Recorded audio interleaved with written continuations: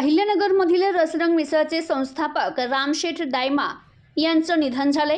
त्यांच्या पश्चात 2 मुलं, सुना, नातवंड असा परिवार आहे। दायमा यांनी 1967 मध्ये आडते बाजारात मिसळचं हॉटेल सुरू केलं। सुरुवातीला त्यांच्या नावानं ओळख असलेल्या या हॉटेलचं नाव पुढे रसरंग मिसळ असं झालं। आडते बाजारातील श्रमिकांसाठी म्हणून सुरू केलेली ही मिसळ पुढे खूपच प्रसिद्ध झाली।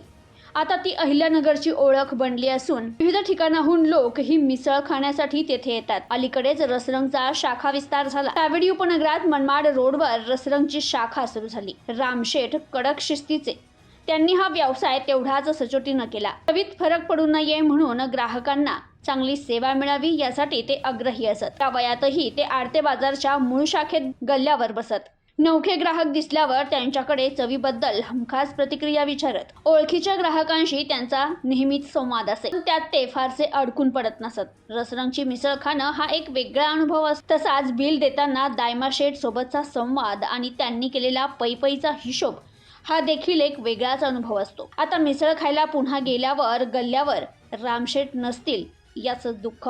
Bureau report, news today 24, Ahilyanagar.